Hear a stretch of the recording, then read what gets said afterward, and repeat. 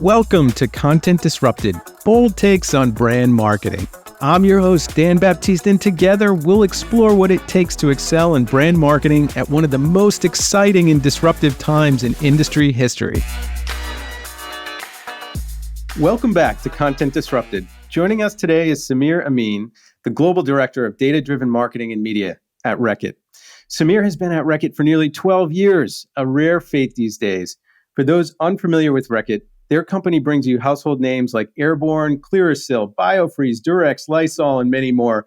Samir's here today to share his lens on digital transformation and marketing and how brands need to adapt to today's climate. Sam, welcome. Great to have you on the show. Yeah, great to be here, Dan. Thank you for having me. My pleasure. So, data-driven marketing and media. Tell me about your role at Reckitt and what it encompasses. My role is an extension of what I was doing previously. So my previous stint at Reckitt was around head of media in the UK, media director in the US. And it was relatively easy because the majority of our investment was around TV. I worked in TV for 20 years before, so it was relatively easy to understand where we basically had to leverage our volumes to get the best pricing. We could benchmark where we were versus our competitors. But then when we moved into digital and accelerated our investment in digital, we soon realized that actually the dynamics had changed. So volume wasn't a key advantage driver. We also needed more technology. We needed better data. We need better systems, better operating models. My new role is basically making sure we have the right media investment strategies. So still making sure that we have competitive pricing, but also how do we basically take advantage of digital channels and win on those channels, which is around making sure that we understand how they work, the right content, the right bidding strategies, the right technology, and the right operating model. From a career path standpoint, I think you and I actually have some parallels. So I was in broadcast media, but on the media side for 15 years. So I worked in radio, and shout out to my radio peeps. Here we are back on this medium again, right? And from when I was there, I was looking and this was early days in 2010. And the shift that I saw happening was this move away from what we would call like interrupt advertising. So you have an ad spot, you put it in context of a message that people want to hear, and then interrupts, and hopefully they don't tune it out. What I saw was people moving away from those interrupt ad models, either opting out, paying to get rid of them, setting up ad blockers, and. And at the same time, to your point, these digital channels started exploding. So the access to people and consumers and buyers in an interesting way started to change. So now instead of interrupting a media message, you actually could bring that message forward as a brand. And if you could build your own audiences, you could influence people, and the impact was massive. So that was what made me shift from this mass media model to digital. Back then, I mean, I think we moved at about the same time. Like, what was going through your mind as you moved from a pretty long history and successful history in broadcast TV to diving more into the digital space? I think there was two dynamics at play that really happened. Firstly, we saw that TV audiences were declining, especially the younger demographics. So the strategy of putting all your eggs in one basket wasn't really working. And I think what you end up having was audience-led inflation. So the price of TV was actually increasing. And then what you had was the social channels were actually then developing their ad products. So those two dynamics came into play, and they could deliver audience scale similar to TV. And the third one, if you even think about it, was how TV's role in the consumer journey had changed. So TV was really used to drive awareness, to give credibility, or traditional media, if you say radio as well. It was, if you could afford to go on TV, people tended to trust you more. But then with the advent of social, people could actually find out for themselves that actually this car isn't the best car because someone who's bought it is telling me he's got X amount of problems with it. This cola isn't the best cola because I bought something else, which is another brand. So suddenly social allowed people to have a voice and challenge the status quo. It allowed us to get peer-to-peer recommendations, which is more powerful than a brand telling you how great they are. So all those dynamics in place really felt that it was the right time to move away, not solely from TV, but move into digital and then play to each other's strengths. So when we moved into digital, we did something which most advertisers did. We used digital to drive extended reach to TV. So it was like TV was losing reach. We replaced a few TV channels with Facebook or YouTube, and hey presto, we've reached our principles. And that wasn't the smartest thing, because we were then still playing to the strengths of TV. We looked at how we could reduce our pricing. And what you find is when you buy cheap on TV, the only thing you get is higher frequencies and older TV profile, and maybe not access to the right programs. But when you buy cheap on digital, there's a whole load of stuff that happens, right? Low viewability, so people might actually see ads. Brand safety concerns. Is my ad actually being seen by the right people? Because once again, we don't have the same audience profiles that we do on TV unless you have the right data or your first-party data. You might have smaller player sizes, so your share of screen isn't going to be as prominent. So suddenly, expect moving your media mix around and expecting the same results. We weren't seeing that, and that was one of the key things I think a lot of advertisers around the mid 2015s, 2017s realized that doing this isn't really driving the most effective use of digital. What we ended up doing was playing to the strengths of each channel. So TV we knew was good for mass reach, big audiences, but it was one message to millions. Well, for digital, we knew that actually if we really wanted to take advantage of digital, we had to segment our audiences different. We could actually talk to a certain group of buyers or consumers or life stage people in a different way to others. And that was the strength of digital. It allowed us to segment and drive more relevant content. And that's how we then had to mobilize our organization, because we weren't used to that. We were used to producing one TV asset that could tell you the benefits of Lysol and why it was a great disinfectant.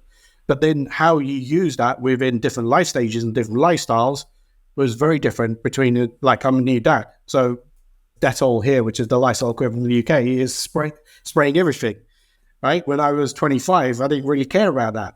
When you start using data and segmenting, you can drive more relevant communications. And I think that's how we've used digital and actually drove ROIs of the marketing budgets.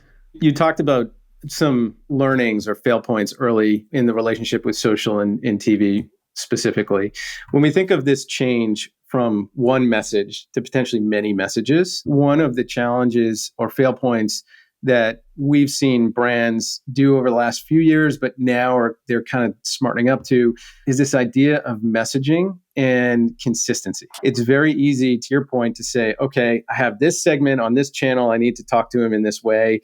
And what you quickly find is this kind of rat's nest of all kinds of different messages in market on different channels, and I'm programming at a channel level, and that channel might go away. Like all of this complexity, like as a brand, how do you create momentum and semi-consistency in a world that could be that fragmented? Yeah, look, I think it's a great question. And it's one of the things that our marketing teams hate about it, right? Because we're now saying, actually, now we've got 5 different segments.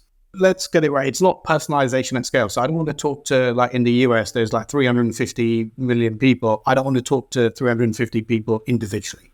We don't have the data, we don't have the bandwidth, but we know that actually there's groups of people with similar interests, with similar life stages, similar problems that our brands can solve. So we can then do macro segmentation at a high level and say, actually, do you know, these people, moms, we know that disinfectant is going to be core part of their routine. So therefore, the way I'm going to talk to them is going to be very different to people that might want to go to the gym and disinfect their gym clothes because of the smelliness and et cetera, et cetera.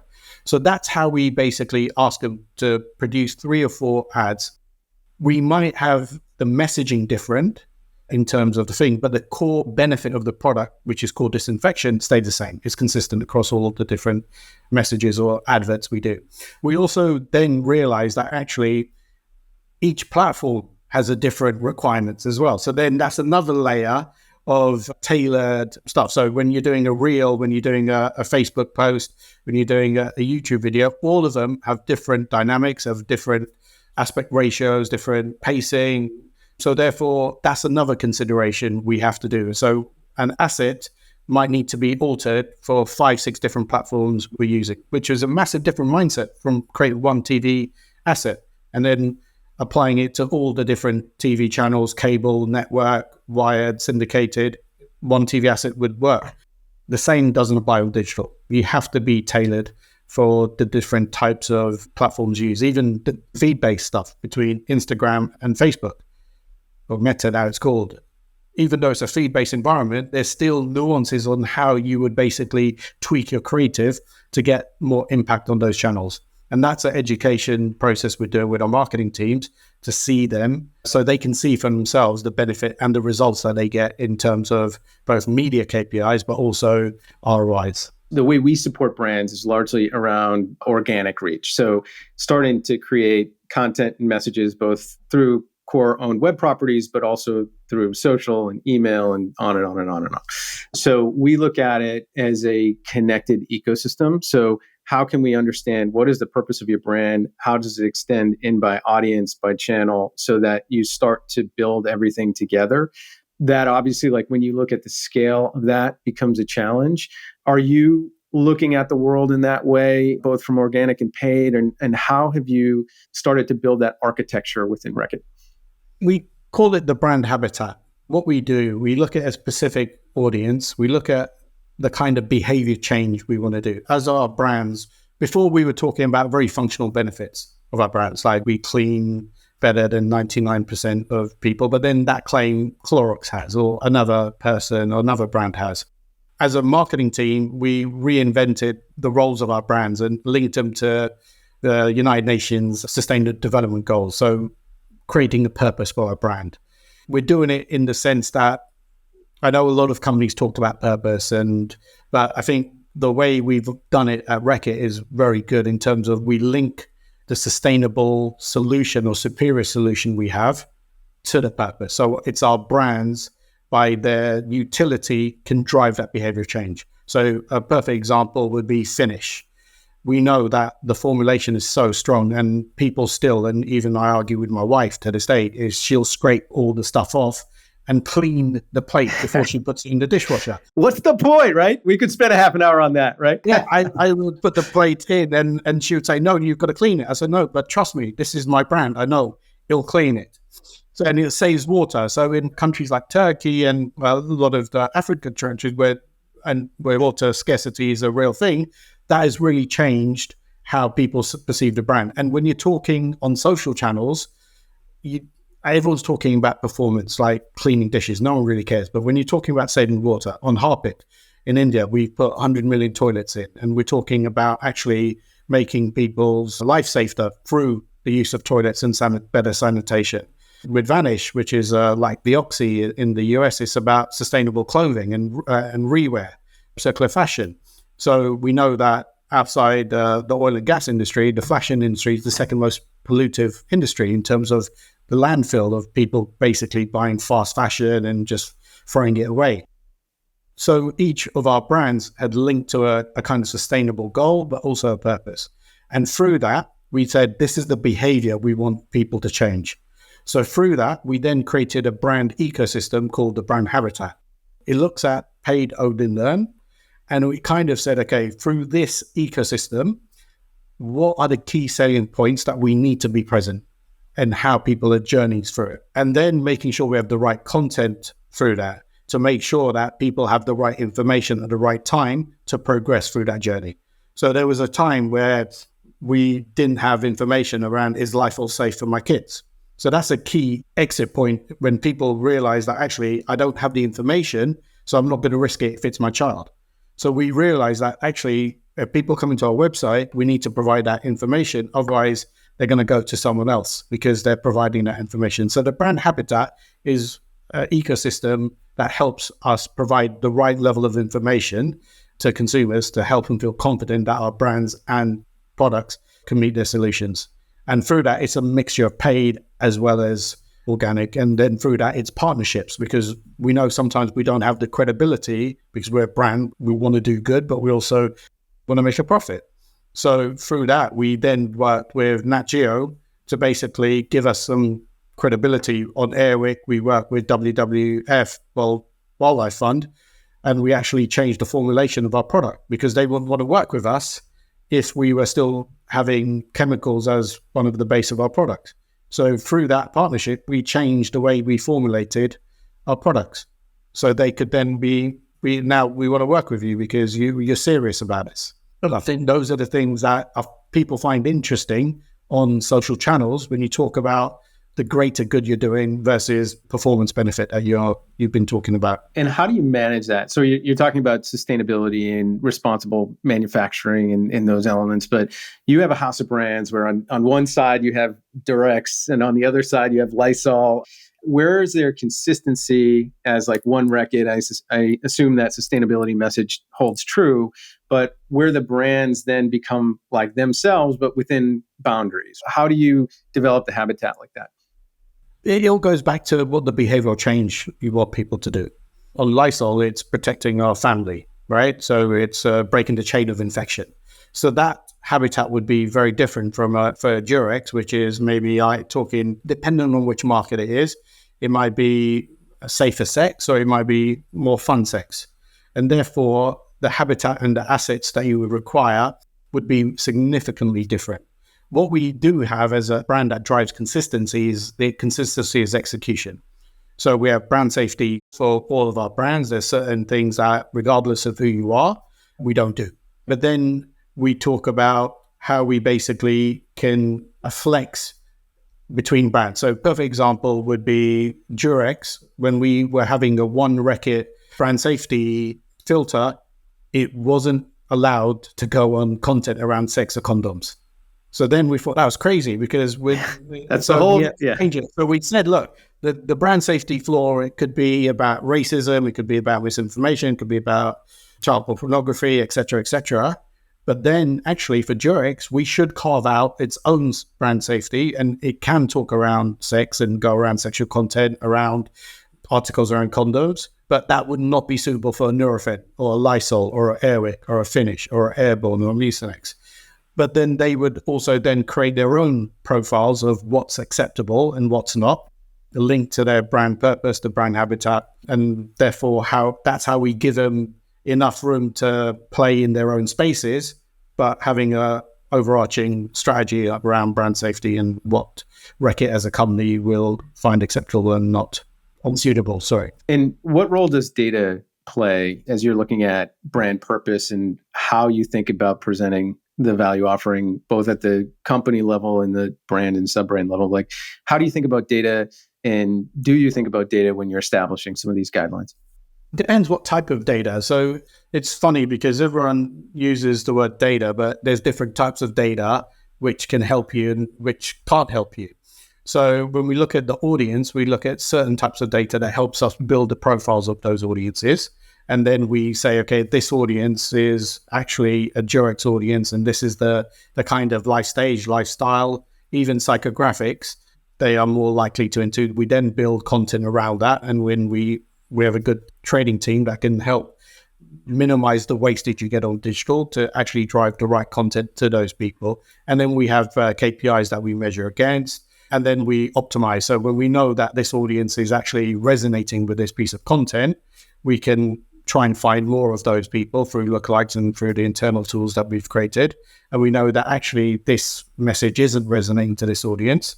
We have to try something else out. So what other insight do we have on it? And then how do we basically work that insight into the creative and then resend and then retest?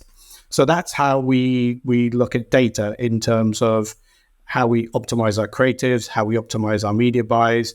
But then we also look at data in terms of, actually, is this selling? So are the media KPIs improving? Yes, they are. But do they translate into sales? Do they translate into ROIs? And that's another set of data that we have that we work with our measurement team to then say, yeah, actually, if you get these right, it leads to a causation effect on sales. So as you're looking at brand purpose, and I'm sure you were deeply involved in establishing that for Reckitt, there's some brands that do this particularly well, especially as we think of some of the larger narratives, like how do I make the world a better place? Like I think a lot about Patagonia as an example, right? Like, they're focused, at least in the States, on protecting open spaces, right? So they're sponsoring bills that protect public lands, and it's all the way down to how they behave. It's responsible manufacturing, a lot of things that you talked about, but it's driving advocacy and having this shared mission between their audience or their consumers and their brand, right? Like they look at their brand as a platform. As you were looking at how to establish this for Reckitt and across your brand portfolio, did you see any brands that inspired you or that were doing things particularly well? And they could be your own or they could be external, but just curious as you looked at the landscape, if anything jumped out at you. I think the recent campaign Vanished did in the UK around autism. So originally you'd be like, what's that link? And then when you see the creative, and it was actually won, I think, a canned gold. And trust me, I've got a 3-year-old that is exactly the same. He doesn't go anywhere with his blanket. And that's his comfort. The ad was about a girl that basically had a hoodie that was a go-to comfort. And Vanish protects clothes. So even though it was an old hoodie, it still felt like new. And that was a real insight. Once again, we mostly had, but no one knew what to do with it. And I think the marketing director in the UK, she actually connected that insight with the product benefit and put it together and created a wonderful creative that won a can. But it was rooted in what the brand can do. So I think what brands in the past have done is talk about purpose. Patagonia is perfect because its product as well as its purpose are linked. When we see brands that say, I want to make the world a better place, but what they do as a brand doesn't really link to that. So that's why at Reckitt, we think, okay, what can our brands do to make the world a better place? And then that's what we're going to talk about. We're not going to talk about something else. We're not going to talk about stuff that our brands can't do anything about, because then it just becomes like, I don't know, purpose washing, or we're talking about stuff that people want to listen to, but you're not actually doing anything. Does that make sense? Totally makes sense. I'd be curious your thoughts on this. So I think in general, you have that larger purpose. Do I make the world a better place? And then you have a more linear purpose. So we work with brands across the spectrum, both B2B and B2C. So on one side, you might have like a brand like Health Science Diet that creates science-backed pet food. And they look at their purpose is, how do I take a science-backed approach to the care for your pet, right? So they're hiring veterinarians and experts to look at the science at every stage of the journey, from when you're selecting a breed all the way through, God forbid, the passing of your pet. And how can I be there to answer every single question you have with real facts from experts at scale? And because of that, they've developed this massive audience that comes to them anytime they have a question that they can help on. Or on the other side, IBM Security, they constantly uncover things like malware and threats in areas where security professionals need to get better. And they look at it and say, hey, our job isn't to sell more software or services. Our job is to improve the community. So they started hiring journalists to tell the stories of these malware and threats and start to make people smarter and better and see around corners. And because of that, they got this massive halo, but very linear to their business. It's not necessarily about helping drive water purity in underdeveloped countries, but it is true to their purpose. Like, where do you see the line there from a larger, more altruistic brand purpose versus something that's closer to the areas that the brand can impact and the kind of linear benefit that you have? I think it goes back to how credible you are as a brand in doing it. I think there's a lot of talk these days of greenwashing and talking about sustainable washing and brands talking a good talk without walking a good walk. And I think it goes back to the credibility. What are you doing as a brand to make whatever purpose or whatever behavioral change you want a reality? And it goes back to that. So we as a company, we have a kind of saying is like, hygiene is the foundation of good health, right? And we have hygiene brands like Lysol and Dettol and Finish, and we have healthcare brands like Mucinex, Lemsip, Nurofen, Durex, KY. We know that actually by getting this right, it can reduce the amount of healthcare brands, how much of our healthcare brands get used. Because we know that actually washing our hands in India, we do a massive program with the Indian government on Dettol of washing hands. Because we know that actually there's a lot of diarrhea that happens when people don't wash their hands properly. We know that actually there's products that we most probably have that if we, in theory, don't want them to be used, right? If you break the chain of infection, like look for Lysol, if you clean and disinfect, that most probably has a negative impact on Mucinex in terms of people getting viruses and getting colds. As a company, we've created a kind of purpose to say that if you do this, you might not need to do that. But if you do have it, we have the portfolio to support. It's a kind of future-proof model, I would say, in the service of the consumer. From a data standpoint, one, and some of this is anecdotal, but you start to see fatigue, right? Like, as a lot of brands started to come out. And I think a lot of it is what you're talking about, which is like the greenwashing or the purpose washing when it's not true, right? And now everybody has to be impacting the world in a positive place. And then people kind of retreat, saying like, enough, I just want to buy some Lysol, right? Are you seeing fatigue in the conversation from a data standpoint? Or are you still seeing the same level of impact? It goes back to the action. So what we have is a kind of formula that says, look, the brand has to fulfill its purpose. It has to be a superior product. If it doesn't fulfill its need, it doesn't matter what purpose you're going to do, it's not going to do. That leads to the purpose, which is what behavior change you want to do. And then what we then say to the markets, the local markets, is what's your fight? So how do you translate that into activation, a program? So then we leave that fight to the markets to do themselves. So the Finnish program in Australia is very different to Turkey, where Australia work with farmers in making sure that they have enough water. In Turkey, it was all about water preservation around the lakes.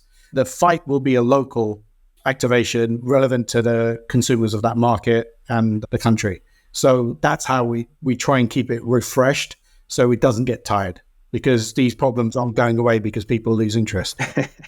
That is true, unfortunately. How do the markets pick their fight? Like, is it a gut reaction? Do they look and say, this is relevant to what we do? Is it the size of the spotlight on the problem? Like, how are those fights picked? A lot of those fights are in conjunction with partners. They most probably look at, okay, what partners have similar issues as us or similar interests? And then can we come together to come up with a solution? And I think that's where one of the key things I think Reckitt has changed in its way is how it handles partnerships. Before we always used to think we could do everything on our own. And then when you get to a certain scale, you think actually, or a certain scale of problem, you realize you can't do it on your own.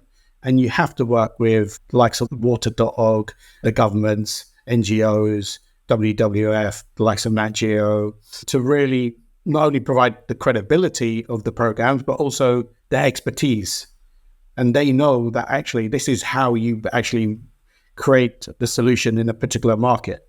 So we might partner with them in a market like India because they know actually this is how you're going to solve the problem. And we might provide them with resources, funding, product, et cetera, et cetera. And are you seeing that translate into like brand loyalty metrics or business growth metrics? Like when you find alignment on something powerful where you can have an impact, are you seeing that it is a positive impact on the bottom line? Yeah, and it was funny. I think when we started these levels of programs, maybe about 6-7 years ago, the question was like, are we accepting a loss of short-term revenue for long-term growth? And I think our CMO and CEO at that time said, look, it's a nonsense question, because by doing good, we as a company, we can do well. We're reframing, the products haven't changed. We're reframing how the products are used, reframing how the products can do a greater good. And it shouldn't lead to any loss of revenue for us in the short term. It's just actually expanding the use cases to a wider set of audiences in a more relevant way. As we think about the layers of this, right, I think what you're describing is establishing kind of your place in the world, like as a brand or a collection of brands, know who you are, know who you impact, and know how you impact them in a positive way, and kind of lean in. And then think through how you nuance those messages to make people a part of that mission and advance it so you have that shared goal. When we think of transformation, a lot of it depends on kind of how we came up as individuals. Like, so if I were in your seat, how I would approach a challenge versus you. When I look at your transformation lens, at least from what I can observe, a lot of it is around this integration of IT and marketing. Tell me more about that. One, is that true? And then two, like, what's the power in linking those two functions together to drive a different outcome? Yeah, it's a really good question. I think we started our transformation with a sole focus of improving our marketing ROIs. We benchmarked our capabilities externally, and we were most probably one of the top 5 advertisers in TV globally. So we had a sense of pride in that. And we knew we had most probably the best pricing, if not in the top 5 globally. And then when we did our digital benchmarking, we were absolutely below average. And suddenly for a company that prides itself on that performance, it was a very humbling experience knowing that you didn't really have the capabilities, the talent, the resources, the infrastructure to outperform in the digital space. So that was the catalyst. And once again, it was something that I was doing a lot of reading on because it's not naturally. I was a media guy and I got asked to run this company-wide transformation. So I had to do a lot of learning and hiring a lot of smart people to help with this. One of the stats that would always come up in every transformation article was 70% of transformations failed. And I said, for once, I want to be in the minority. And you realize that a lot of the time, why they fail isn't the technology, isn't legacy technology, isn't technology adoption. It's actually people. And it's the people that are resistance to change. There's a really good quote by this guy I follow on Twitter, Alex Hormozi. He said that, I'm paraphrasing, people are scared of change more they are than losing, so they lose. And I use that every time we do a deployment and we go to market and we change. So that's the first quote I put up. None of us want to lose. We're very competitive at Reckitt. We take a lot of pride. And change is something that people tend to fight. And the processes that we put in place is very disruptive to the way the marketing teams and the media teams and the agencies were used to working. And a lot of the things that we did, the success factors, were breaking down some of the silos that we created. As a multi-billion organization, there's loads of people. And even today, 12 years in, I meet someone that I was like, I didn't even know that job existed. Like, I can leverage you in this project. So that was one of the key things, was trying to get everyone aligned and making sure that my priority was their priority. And that wasn't the case. The IT guys, the digital specialists, they didn't talk to each other. So people were making products that no one was going to use in marketing, which was a waste of time, money, effort, and resources. So one of the key things we did was create forums where we got all the key stakeholders and we kind of said, okay, what are you working on and how you can support me? And this is what I'm working on. So through that, we had to establish a RACI. So my team is responsible for the strategy. So we're saying, this is what capability we need. This is the functionality we need on the tools. This is how it's going to impact the marketing teams. Then I hand it off to IT and say, now you source the technology that can help with that. So I don't get involved in, is it Adobe? Is it Salesforce? Is it Google? I don't care. I care about the capabilities that tool is going to do. So we all define clear RACIs and roles. And I think everyone felt a lot more connected as a team, because what I was doing, it was also then highlighting the great work the IT&D team were doing. So a lot of the times I'd go into meetings, my team would say, you didn't say anything about us. I was like, yeah, but my job isn't to promote you guys at the moment. Everyone knows you did a good job. It's these guys. I have to get them into the right forums and making sure that their work gets recognized, because I need them to really help drive this transformation. We can't do it alone. And I think that was the key aha moment, when everyone realized they can't do it on their own. And we were all vested in driving this transformation. And the most important thing was sharing in the success. So it wasn't just one team or my team that did it. It was actually the IT team, the insights team, the measurement team, the trading team, all of them, which all worked for different teams and different bosses, all had to come together. And was it easy? No, because once again, we all have different bosses, all different priorities, but we all had a common goal to say we all want to improve how we do marketing at Reckitt, and we all want to make sure that every dollar, rupee, yen, euro, pound we spend in digital, we're always going to maximize our ROI on that. So this is an absolute pandemic in enterprise organizations, as I'm sure isn't a surprise to you, right? Like, you have all of these competing silos, each with their own functional areas, their own responsibilities, their own metrics of how they're judged, and often they're at odds, right? Which is why you just hunker down and be like, oh, well, if I help Sam, I can't help myself, right? Like, because his goal isn't my goal. Like, whose responsibility is it to change that dynamic? And like, how high or low in the organization do you have to be to start bringing that change forward? It's a great question. And I think it goes back to, like, no one's told us to do this. In terms of, no one says you have to work with this guy, but I know I can't do my job without that person. And that person knows that they can't do their job effectively without my team. So hence why we appeal to the kind of human nature element of empathy in terms of how we connect the teams together. We now basically make sure that we all work on a fewer number of projects together on PDR. So we might say out of my 4 objectives of the year, 3 of them should be yours. So my priority should be your priority. So I want you to have your PDRs reflect my PDR. So personal development objectives. And you made that decision, or is that? I work with other leaders in the team because otherwise, once again, as a center of excellence and a global function, I ask the question to everyone. I go, do you want to look stupid in front of the market? Because if you do, then good luck to you. Keep going. If you don't, then we have to work together because at the moment, the markets who actually implement a lot of the strategies, they're overrun with a lot of work. They're overrun with like this guy saying you have to do this guy saying you have to do that. So we have to simplify and make it easy for them. So we've got to be connected. I can't go to the market and say, do this. And then a week later, you go and say, do the opposite. Because then they'll look at us and say, hold on a minute. You guys you're giving me conflicting information. So guess what? I'm going to do nothing. I'm going to do what I want to do. And that's how I was when I was in the US. I was like doing what I wanted to do. So I kind of said to all the global functions, it's like, we have to come together as one. We have to be a united force because when we give a message to the market, it has to be one message. It has to be simple. And we got to be able to all work together in how we deliver and support that market. Because I know if I ask the market to do something, I'm going to get 50% compliance. But I know the EVP of the region, if he asks that question, he's going to get a higher level of than me. So we also arm the right people to ask the right questions because we know that's how you drive change. If they keep on talking about what's my TV pricing, how many TV GRPs you're buying, then the focus of the market is going to be, I'm going to focus on my TV strategy. But if the EVP starts asking about what's your audience strategy, what's your data strategy, what's your technology strategy, suddenly by him asking that, he's going to drive that change in his organization and his region a lot quicker than I will.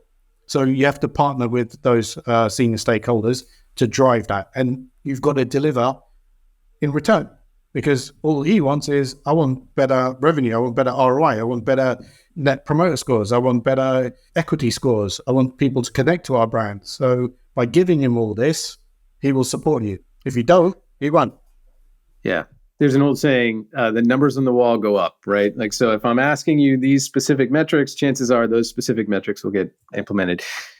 Part of that is skill and knowledge and growth. Some of the things you're asking the markets to do, they've never done before. How do you bring them along? Like, how do you arm them with the right level of skill and talent and maybe resources to actually do the job? It's a really good question. So one of the key things we managed to do was internalize our technology. What we had different agencies working with different markets. It wasn't consistent of how we used our technology. So we internalized a lot of that. So that was one thing. And we had resources, internal resources that could help implement and work with their agencies to activate. We also then did loads of roadshows. So we flew all over the world, going into the markets, explaining the why, how strategic and competitive advantages have changed. So therefore, we have to be relevant. We showed them that how TV had a limit on how effective it can be today versus 15 years ago, 20 years ago. We showed them that how segmenting audiences is really the key of how we drive penetration of our business.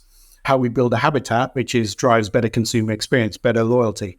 Those are the programs we initiate, and then we formalize that. So I work with a marketing capabilities team, and they've created a fantastic world-class stimulation of DDMM, which is data-driven marketing and media simulation. So we spend 3 days with the markets. They actually go through the theory and then they actually do, because we know you learn by doing. So I've done courses, and I think the stat they said is any course you do or any type of learning, at best you retain 5% of the knowledge. By doing a course and then going back to your everyday life, you're not going to remember what you've done. So we actually spend 3 days. We show them all the tools that they have access to, because that's the game changer. We internalized a lot of our tools. And we basically said, by using these tools, that's how you're going to get better insights on your consumers, better understanding of how well your media is performing, how well your creatives are performing. And you can then scale them, how well your marketing ROIs are going up. And having that information and that data is critical of how we scale and drive better performance of our marketing budgets. Got it. Imagine you're not at Reckitt and you get dropped into an organization that doesn't have the same level of resources and hasn't done a good job integrating marketing and IT.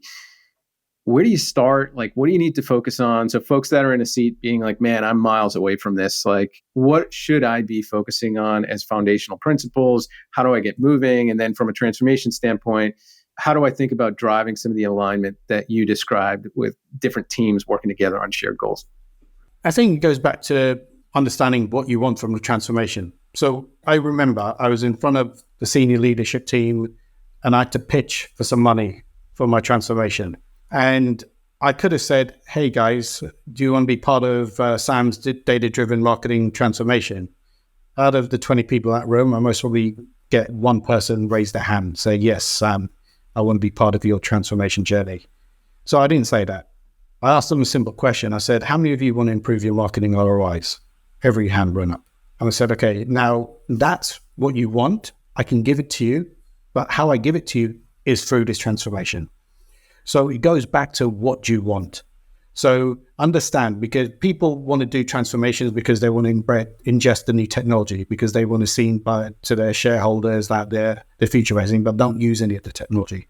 So it's being super focused on what you want from the transformation. Do you want better creative? Do you want better efficiencies? Do you want better effectiveness?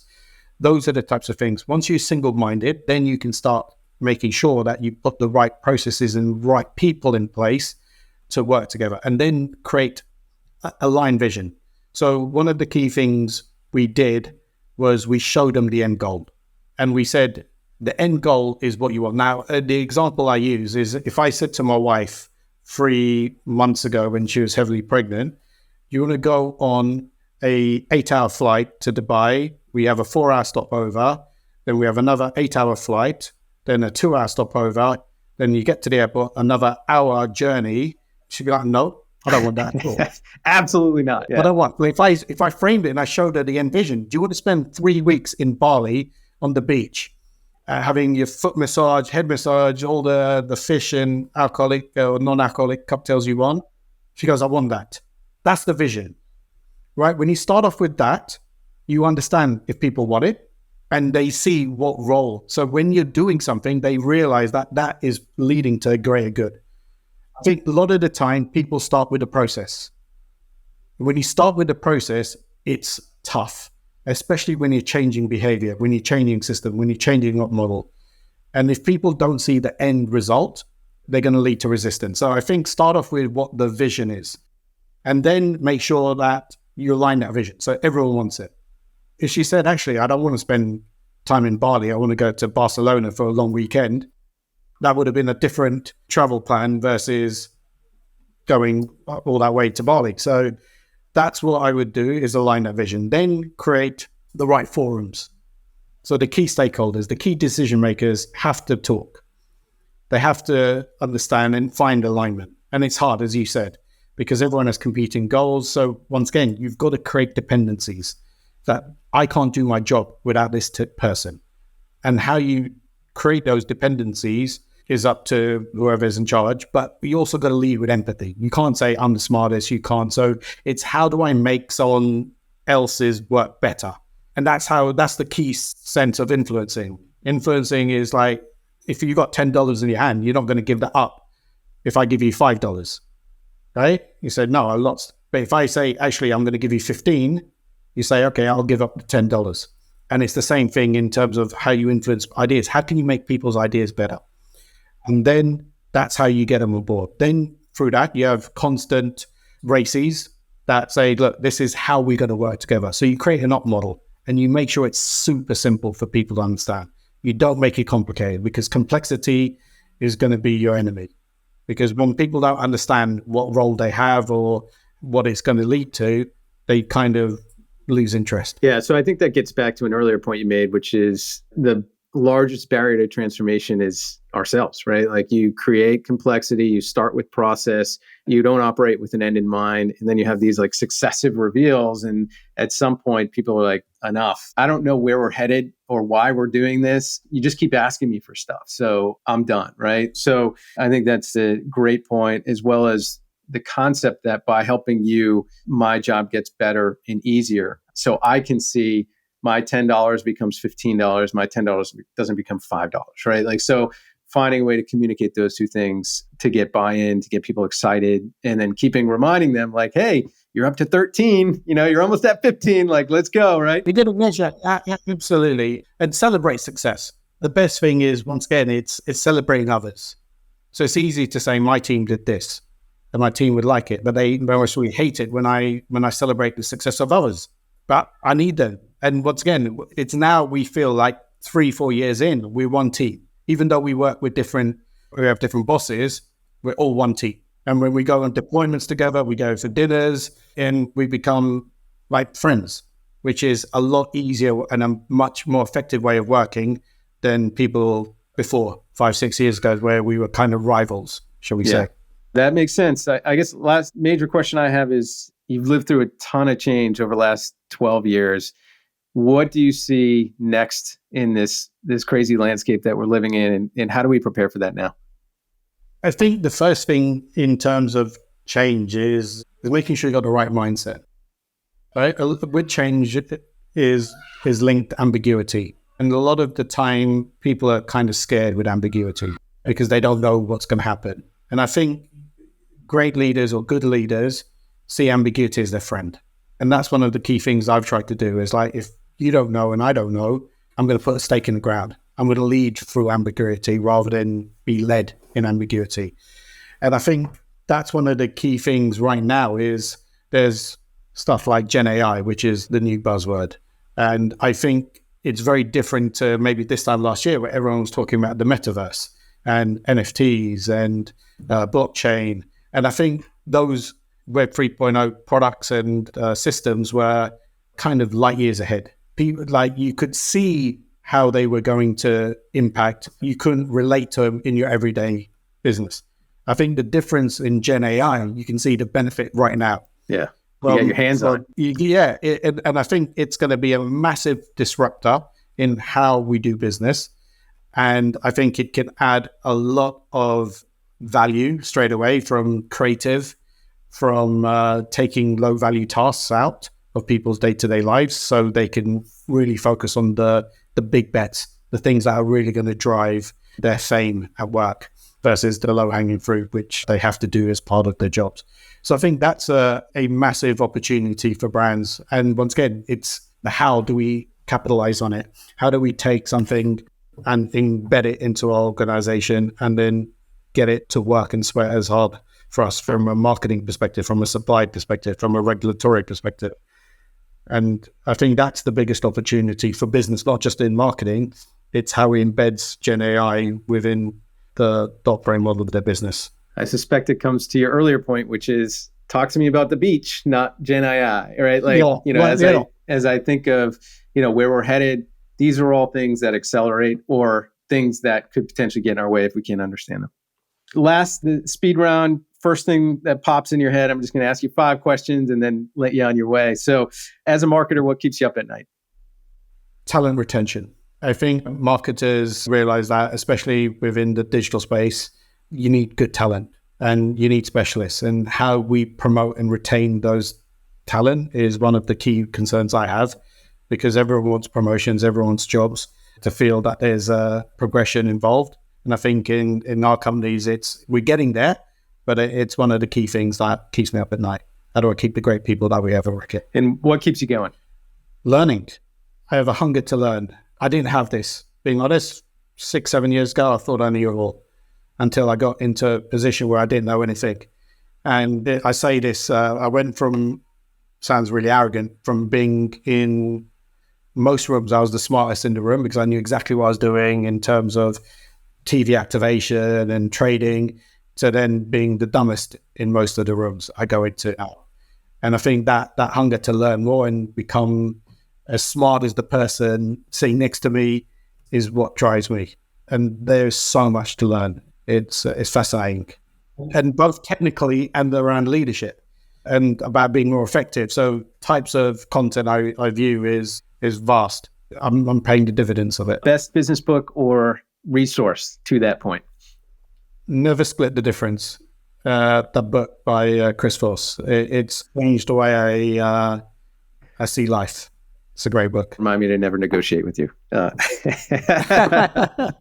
Awesome. Well, Sam, such a pleasure. Congrats on the new addition to your family, and really appreciate all the awesome insights you brought today. So incredible time with you, and we appreciate you.